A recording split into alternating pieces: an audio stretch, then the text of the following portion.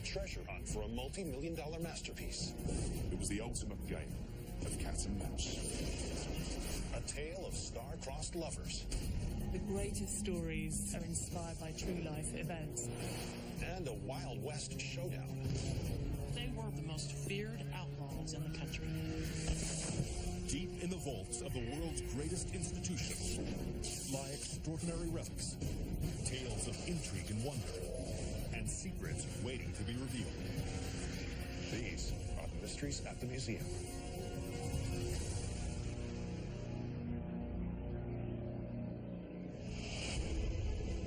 Vienna, Austria. This majestic capital city was once home to the most powerful family in European history, the Habsburgs. And showcasing the dynasty's formidable art collection is the Kunsthistorisches Museum. The priceless works of art include Caravaggio's David with the Head of Goliath, Raphael's 1506 masterpiece, Madonna in the Meadow, and Vermeer's The Allegory of Painting. But among these masterpieces is a spectacular and delicate carving, considered by some to be the museum's most prized possession. It's made of gold. It is 10 inches high. There's two figures on it. A female lying with her legs outstretched, and the bearded man who's holding a trident. According to former police detective Rob Wildy, this elaborate piece, the last of its kind, was almost lost forever. It was the ultimate prize in an exciting game of cat and mouse. What is this sculpture, and how did it become the target of one of the most notorious art heists in history? May 11, 2003, Vienna. At 8:20 a.m., a security officer at the Kunsthistorisches Museum is making his rounds when he discovers a broken display case. This was security glass, toughened glass, and it was smashed to bits. La Saliera is missing. The 16th century masterpiece is the work of Italian Renaissance artist Benvenuto Cellini. It's a national treasure, and it's known around the world as the Mona Lisa of sculptures. The guard is horrified. It was worth around 65 million US dollars. This was a huge theft. The museum alerts the authorities, and a police inspector named Ernst Geiger is assigned to the case. Geiger doesn't take long to uncover a major clue. One of the windows on the second floor is broken. It would appear the intruder broke the window, came down one floor, smashed the cabinet, took the piece, went back up to where he came from, and escaped out the window. Geiger also learns that an alarm did sound in the middle of the night, but rather than investigate, the guards thought it was a malfunction and simply reset it. Unfortunately, the protocol wasn't followed. The lights weren't turned on, and CCTV didn't capture anyone. The museum staff is deeply embarrassed by the blunder. The police are left with barely any evidence that could lead them to the culprits. It didn't look like they were going to find the item or get it returned to the museum. For 2 years, investigators search high and low for the precious piece, but to no avail. But then, in October 2005, they get a break. The museum's insurers receive a mysterious package. It was the trident that was being held by the bearded man from the sculpture that was missing. And along with it is a ransom note. Apparently written by the thief, it spells out exactly what it will take to recover the rest of the piece. He said he would return it to them for 10 million euros. The thief also provides instructions for an exchange. He insists the money be delivered by a bike messenger, and that all communication will only be conducted by text message. And one thing is made abundantly clear. The bicyclist should be alone and not to bring the police. The authorities know this could be their only chance to recover Cellini's masterpiece. And so they devise a plan. They will discreetly follow the messenger, then intercept the thief and recover the sculpture. On November 7th, 2005, their operation begins. With investigators trailing him, the bike messenger heads to the designated location.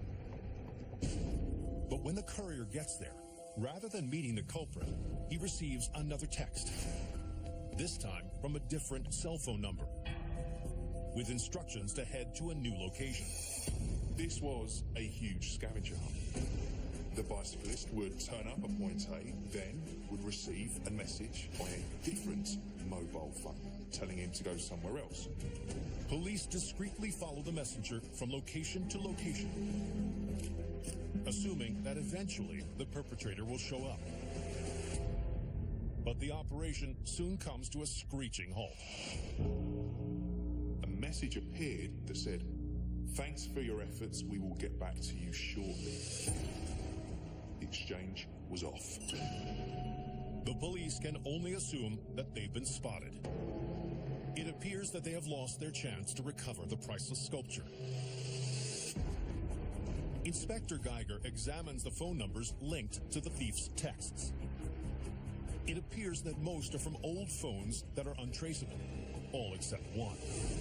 The thief really slipped up. The final text was sent from a newer phone. When they did their checks, they managed to trace it back to a store. And the CCTV captured someone buying the phone. At last, they have got a picture of the thief. Police release the image, and 24 hours later, they have their man. It was Robert Mang, a 50-year-old security specialist who lived alone in Vienna. But he wasn't a career criminal. In fact, he wasn't known to have any criminal past whatsoever. Mang is arrested, and under questioning, he confesses. He says he spotted the sculpture during a museum tour and decided to try to steal it, just to see if he could get away with it. He said he did it for a bit of fun. He said he'd kept it under his bed for 2 years and then decided to make a bit of money out of it. Robert Mang is convicted of theft and attempted blackmail, and the precious work of art is returned to the Kunsthistorisches Museum in Vienna. Today, this sculpture stands not only as an exquisite piece of craftsmanship, but as a reminder of a brazen smash-and-grab heist that almost saw it lost forever.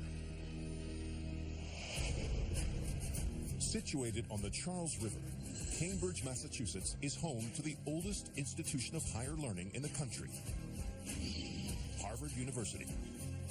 And one of the focal points of this centuries-old campus is a repository with more than 50 miles of bookshelves, Widener Library.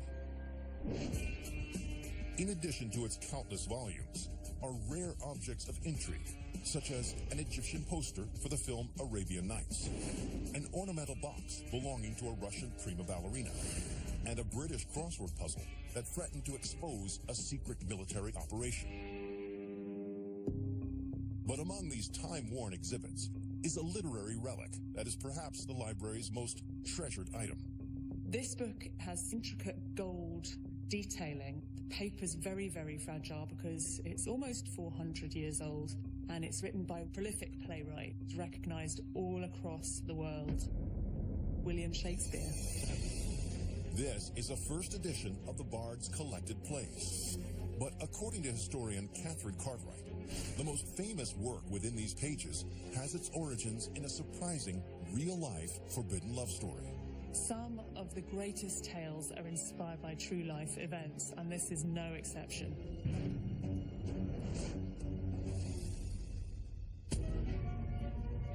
The 1590s, London, England. Henry Wriothesley is a young and honorable nobleman. Henry Wriothesley is a young man. He was affable and was a charmer. The dashing gentleman has set his sights on a beautiful maiden named Elizabeth Vernon. He falls deeply, madly in love with her, and her with him as well. But there's a problem that threatens to kill their fairy tale romance before it even begins. Henry is a Catholic. Elizabeth Vernon is in the employ of the Protestant Queen. Under the monarch's reign, Catholics are despised and face vehement prosecution. The tension between Protestants and Catholics was really blatant in the 1590s. If you're one of the ladies in waiting in the Queen's court, then you have to get her permission for everything, and marriage is one of those things. The powerful monarch refuses to allow the lovers to marry. Henry is heartbroken. Henry must have been sad. This is a tragedy. But the young nobleman cannot forget his paramour. Instead, he resolves to defy the Queen. In 1598, he spirits Elizabeth away from London, and they secretly marry. Henry refused to give up his love for Elizabeth Vernon. News of their marriage infuriates the monarch. They defied the most powerful person in England. So, in a fit of revenge, she resolves to keep the lovers apart.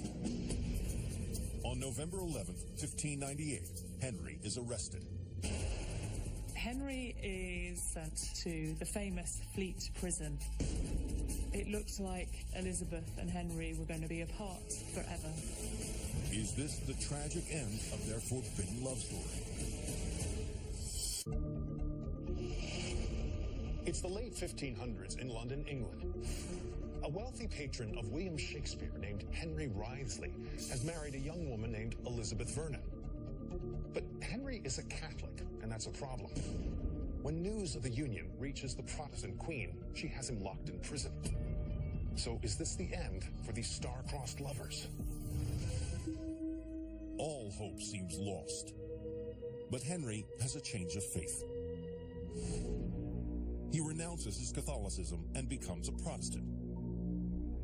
Finally, the Queen shows the couple mercy and releases him from jail. Upon his homecoming, he is happily reunited with his wife, Elizabeth. They're allowed to be together, and they go on to have 4 happy children, and everything looks bright and rosy. But it's not the last act of this couple's story. Henry Wriothesley was one of William Shakespeare's sponsors, and it's believed he shared his troubles with the bard. During the affair, Shakespeare wrote a new play, Romeo and Juliet. The tragedy tells the story of 2 lovers torn apart by a bitter family feud. Some people wonder if the relationship between Henry and Elizabeth inspired Shakespeare when he was penning Romeo and Juliet. Scholars suggest the feuding Capulet and Montague families in Romeo and Juliet represent the real-life rifts between Catholics and Protestants of the era. And it could be said that Henry's imprisonment by the Queen echoes Romeo's banishment from Verona. It wouldn't be unlike Shakespeare to hide contemporary characters in his fictional stories, and he did that an awful lot in many of his plays. Romeo and Juliet goes on to become one of the most celebrated plays of all time. And this first edition Shakespeare folio at Harvard's Widener Library speaks to the star-crossed lovers who may have spawned one of the bard's most romantic and tragic tales. Tucson, Arizona. In 1863, this city delivered its goods in an unusual way. Hundreds of pounds of cargo were shipped across the desert by camels. But celebrating more conventional means of transportation is the Pima Air and Space Museum. Its collection of over 300 aircraft include a 1966 Vietnam War Huey helicopter, a World War II-era Avenger torpedo bomber, and the Lockheed SR-71 Blackbird reconnaissance aircraft. But amongst these weapons of war is an odd contraption that looks more like a toy. It's about 7 feet tall and about 6 feet long. It's made of plywood and steel. It's silver with red stripes and yellow wings. According to Director of Collections James Stem, this strange device was the brainchild of a little-known inventor who changed flying forever. It was instrumental in the way that we take to the sky. It's the 1920s in Binghamton, New York. With aviation sweeping the country, more and more people realize their dreams of obtaining a pilot's license. But with this new craze comes a deadly problem. People were put into an airplane and sent off to fly with little actual instruction, it was an extremely dangerous thing to do. The statistics are shocking. Hundreds of inexperienced pilots are crashing. But one man is determined to blaze a safer path to the skies. 23-year-old Edwin Link. An avid tinkerer, Link works for his family business, building organs for theaters and concert halls. But his true passion is aviation. He had a pilot's license. Flying was very important to him. Link believes he can create a way to safely train pilots before they take off. Over the next 18 months, Link uses spare parts from his organ building business and constructs a small fuselage mounted on an air compressor. What Link did was he took these bellows and systems from an organ and put it together in such a way that moving the controls of an aircraft would make the simulator move. The contraption can mimic any kind of flying condition, including turbulence and rough weather, all without ever leaving the ground. He calls it the Link Trainer. This was the first flight simulator. This would really improve the way pilots were trained. Link patents his machine and tries to sell it as a safe pilot training alternative. But the response is dismal. Experienced pilots and government officials aren't convinced that anyone could learn to fly in this strange homemade contraption. His attempts to sell the devices to training schools or to the military were a failure. And with so much money poured into developing the trainer, the young inventor could face ruin. In an effort to recoup some of his costs, he is forced to sell his machines for a rather unlikely purpose. The only real interest for the device came from amusement parks who used them as rides. Link is crushed. No one recognized the utility of the device that he had come up with. They thought it was a toy. It seems that the Link Trainer is destined for the fairground rather than flight school. But what the intrepid inventor doesn't realize is that his opportunity will be born out of a devastating tragedy.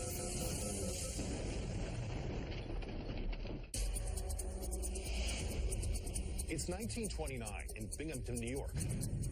Edwin Link has created a machine that teaches pilots how to fly without ever leaving the ground. It's the world's first flight simulator. The problem is, no one believes it actually works. So will Link's ingenious invention ever take off? Just when it seems all hope is lost, an opportunity is born out of tragedy. In 1934, the U.S. Army Air Corps is assigned a new task: to fly the mail across the country. The pilots must deliver their cargo on time, no matter the weather. But this military edict spells trouble. Over the course of just a few months, bad weather causes 12 pilots to crash and die. The crashes were a major blow to the Army's credibility and to confidence that they could fulfill their obligations. It seems the narrow focus of the pilots' training is to blame. Most of the Army's training for their pilots was focused on flying during the day in good weather, which is when most combat would take place. So they had not been trained in how to fly at night and in clouds. Desperate for a solution, the Army arranges to meet with Link at an airfield in Newark, New Jersey, over 200 miles from Link's home in upstate New York. But on the night of the meeting, the weather takes a treacherous turn. The Army's representatives were waiting at the airfield for him to fly in, and they were convinced that he would be utterly unable to arrive because the fog was so thick and the weather was so poor. The officials watch as black clouds envelop the sky. They assume the meeting will have to be postponed. But just as they are about to leave, they spot something off in the distance. Link's aircraft appeared out of the fog and landed landed safely. The officers are stunned by Link's smooth touchdown. Before he met with the Army, Link practiced extensively in his simulator for all kinds of poor weather conditions. When he landed safely, he proved to the Army's representatives quite effectively that his device could actually train pilots to fly in those conditions. The Army Air Corps immediately integrates Link's devices into their training program. Link's business finally lifts off. He even goes on to build simulators for the Apollo program's lunar landing. Link became known as the father of flight simulation. And today, this Link trainer sits on display at the Pima Air and Space Museum. It honors an unlikely inventor whose ingenuity and determination revolutionized the way we take to the skies. Tuskegee, Alabama. As the birthplace of Rosa Parks and the one-time training ground of the heroic Tuskegee Airmen, this city has a deep connection to the civil rights movement. So it's fitting that one of the United States' most influential African-American scientists is honored here at the George Washington Carver Museum. Among its artifacts are a peanut grinder, a stove from Carver's lab, and a wagon he used as a mobile classroom. But there's one small item that speaks to a more controversial chapter in the brilliant innovator's career. It's 5 inches high, 2 inches wide. You can see the inside is a thick, yellowy substance. On the outside is a green label, and it has a black cap on top.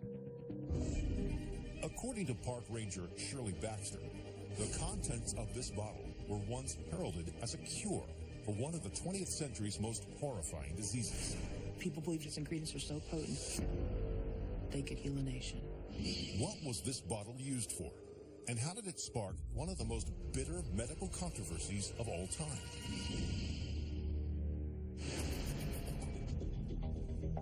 It's 1933. A terrifying epidemic is sweeping the nation. An insidious virus called polio. This devastating disease causes its victims' muscles to weaken, and in some cases leads to paralysis. Worst of all, there's no way of stopping it. It was a big fear for everybody in the nation. There was no cure. It was scary. But that December, the Associated Press publishes an article which offers a glimmer of hope. The report claims that a cure may have been discovered by one of the country's most respected researchers, George Washington Carver. George Washington Carver was a famous scientist. He loved to discover new ways of using plants. Sweet potatoes, soybeans, and maybe the one plant he's most famous for, the peanut. Carver has reportedly found a way to stave off the polio epidemic using peanut oil. The story claims that when massaged into weak or diseased limbs, the oil can restore protein, which strengthens the muscles. The report says that some 250 people have benefited from this elixir. There was a little boy that was from a prominent family, and in less than a month, he'd already gained weight. In another case, there was someone who had been crippled by polio since they were 2 years old, and in less than 6 months, they were able to take off their leg braces and walk again. In the wake of this amazing report, thousands of patients clamor to try the peanut oil cure. A lot of people thinking that the peanut oil was like a miracle drug. There was almost like a mass hysteria. Demand for peanut oil surges across the nation. And soon, entrepreneurs everywhere are eager to cash in on its growing popularity. A lot of companies started mass producing peanut oil for the purpose of using it for polio victims. Thousands of polio victims believe they may have found a way to end their suffering. But little do they know, the story of this miracle cure still holds a few surprises.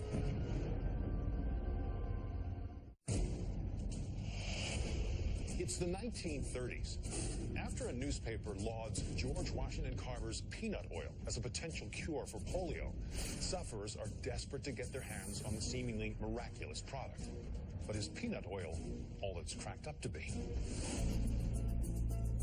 As the hysteria surrounding this supposed miracle cure grows, the American Medical Association issues an extraordinary statement.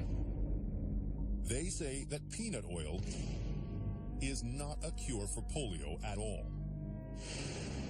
In fact, physicians claim that while massaging peanut oil into muscles damaged by polio can offer some relief, the substance possesses no curative properties.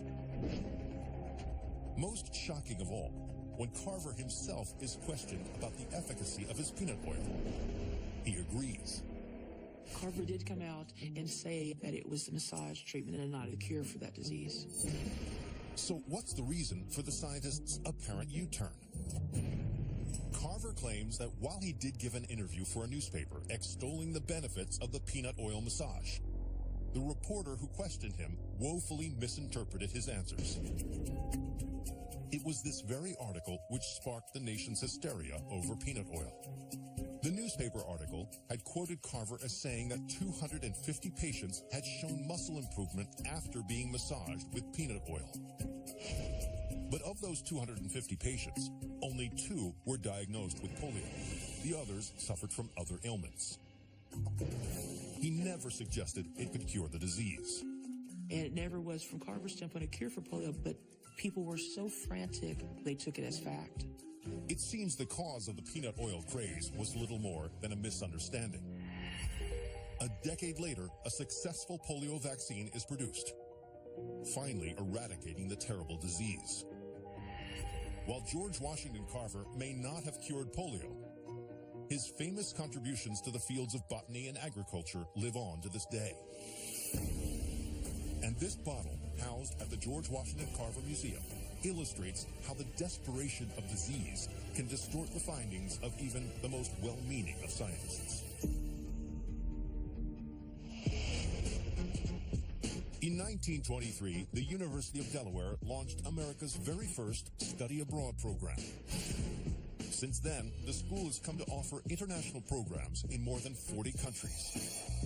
But for those studying on campus, the heart of academic life is the Morris Library.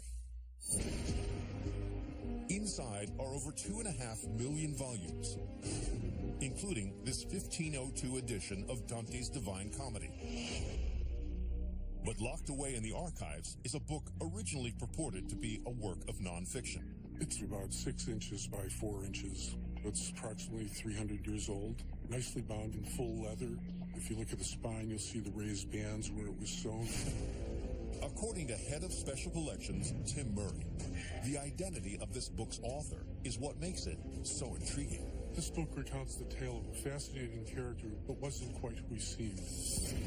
What role did this book play in one of history's most outlandish crimes?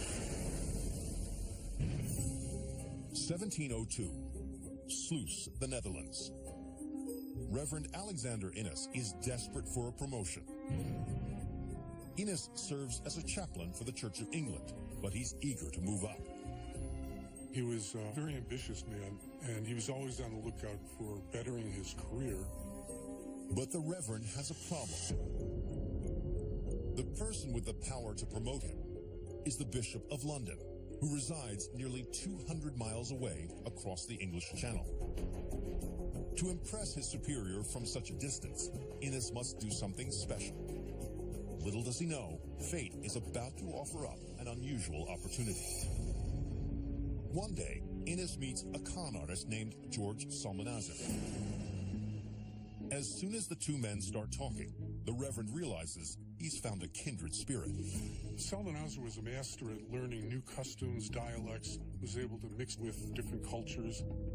Innes saw how he could use it to his own advantage. The clergyman makes Psalmanazar a proposition. Innes persuaded him to act like he was a member of the nobility in an island off the coast of China called Formosa. Today it's known as Taiwan. Few Europeans know the first thing about Asia. If the Reverend can convince the world that Psalmanazar really is a Formosa noble and that he has converted him to Christianity, then this would be impressive enough for the Bishop of England to grant him a promotion. In turn, Psalmanazar will become rich and famous. Together, the two men fabricate an elaborate Formosan identity for Salmanazar, including a full spoken language and written alphabet. But there's one major hitch. Salmanazar's distinctly non-Asian appearance. Salmanazar had very European features, blue eyes, didn't look like the Asians that most people were familiar with at the time. But eventually, the men hit on a logical explanation. Salmanazar's alleged noble status. They came up with the idea that nobility lived underground, so they weren't exposed to the sunlight, and so they all had light features. In 1703, with their scheme perfected, the duplicitous duo arrives in England. The two quickly become the talk of the town and are invited to dinner parties all over London. Reverend Innes had brought him to meet various people, and he was becoming a celebrity around town. Everywhere they go, Reverend Innes recounts how he converted the nobleman to Christianity, and Salmanazar shows off his unusual customs. He dressed exotically. He was fluent in English, but he could also immediately retreat into his Formosan language. He also described religious ceremonies, things like cannibalism, human sacrifice. It looks like the plan is working. But then, Salmanazar meets a man named Edmund Halley. Halley is a respected astronomer and one of the finest minds of the day. The worldly scientist finds most of Salmanazar's fantastic stories utterly implausible. Edmund Halley had a general skepticism about him. He was trying to poke holes in Salmanazar's arguments. Halley arranges a meeting at the Royal Society, where London's leading scientists scrutinize Salmanazar's outlandish tale. Halley asked Salmanazar how long twilight lasted in Formosa. The nobleman responds by recounting his carefully constructed backstory that he lived underground and never observed twilight. Yet Halley retorts that Salmanazar should be able to provide an answer. Halley came up with the theory that you could tell that from how long the light shone in the chimney. Innes and Salmanazar are stunned. Despite all their hours of plotting, they never foresaw such a question. Is the exotic foreign plot about to unravel? It's London, England, 1703. With the help of Bishop Alexander Innes, con man George Salmanazar has persuaded the city that he is a nobleman from a mysterious Asian paradise called Formosa. But not everyone is convinced of the pair's elaborate tale. Now, in front of England's preeminent luminaries, it seems the sun may have set on this Far Eastern fraud. Astronomer Edmund Halley presses Salmanazar on why he can't see the sun through the chimneys in Formosa. Salmanazar confidently issues a simple answer. His explanation was that he couldn't tell because the chimneys were slanted in Formosa and the light didn't shine through. Salmanazar seemed to have an answer for everything. Halley and the Royal Society are at a loss. They can't prove the huckster's hoax and have no choice but to leave him be. And finally, the mischievous pair meets with the Bishop of London. The patriarch is overjoyed that Innes was able to convert such a unique character. Innes' strategy worked. He was appointed the chaplain general for English forces in Portugal. In 1704, Salmanazar pens a supposedly true account of his native customs called An Historical and Geographical Description of Formosa. The book is a bestseller, making Salmanazar rich as well as famous. Only after his death in 1763 does the truth finally come out. Salmanazar wrote an autobiography and stipulated that it be published after his death. It was a confessional. He was trying to repent and set the record straight. And today, Salmanazar's History of Formosa is part of the Morris Library collection and considered to be one of the greatest frauds of the 18th century.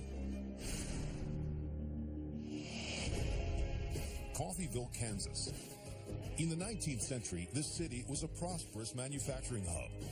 At the height of its success, Over 700,000 bricks were made here each day. But what few realize is that Coffeyville was once the target of a nefarious plot that threatened to destroy the town.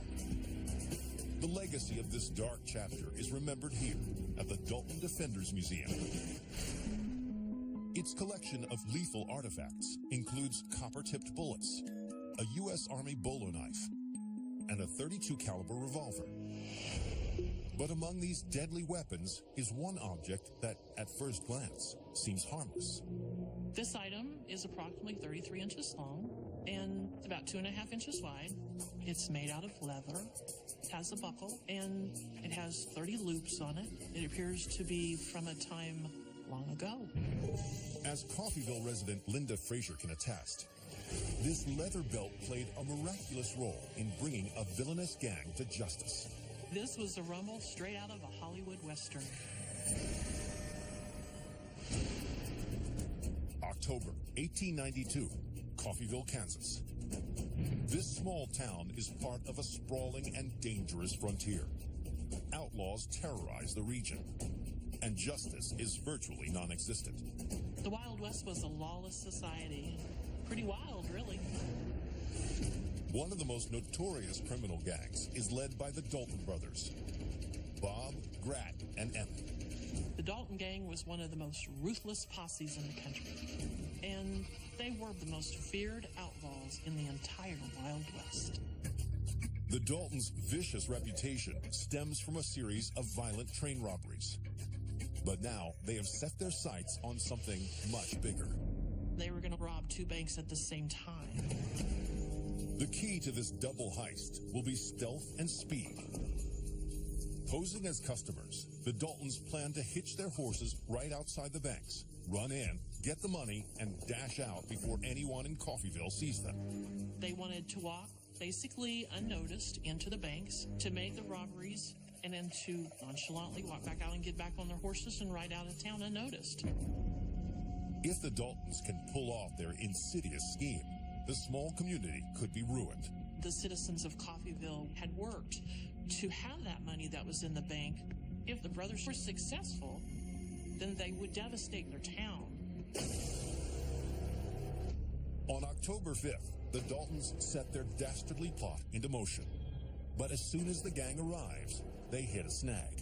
They rode to where they planned on tying their horses up and found out that the hitching post was not there. The gang is forced to steer their steeds down an alley over 100 yards away. Then Grat heads into one bank and Bob and Emmett into the other. Emmett and Bob walked up to the counter, put their rifles up, and said, "Give us your money." The thieves collect about $21,000 and hastily make their exit. Little do they know, they've made a critical blunder. It's 1892 in Coffeyville, Kansas. The notorious Dalton gang is in the midst of an audacious heist, robbing 2 banks at the same time. So can these brazen thieves somehow be stopped? What the crooks don't realize is that when they hitched their horses farther away from the banks than they planned, a keen-eyed Coffeyville resident spotted them and raised the alarm. Now, as Bob and Emmett try to flee the bank, they're confronted by a group of armed and angry citizens. The Daltons were completely outnumbered. All heck broke loose. The thieves are struck by a hail of bullets. From the other bank, Grat tries to hold off the impromptu militia, but it's no use. All but one Dalton is taken down. The only one of the gang that survived was Emmett Dalton. The injured outlaw is captured and sentenced to life in prison. Coffeyville remains proud of the historic uprising that defeated the notorious Dalton gang. The Daltons were feared, but the citizens of Coffeyville were fearless. They stood up and they fought for what they thought was right. And here in Kansas, this cartridge belt worn by Emmett Dalton stands as a reminder of the defeated outlaws and the tenacious citizens who stood their ground. From an audacious art heist to an intrepid inventor, a real-life Romeo to a Far Eastern faun. I'm Don Wildman, and these are the mysteries at the museum.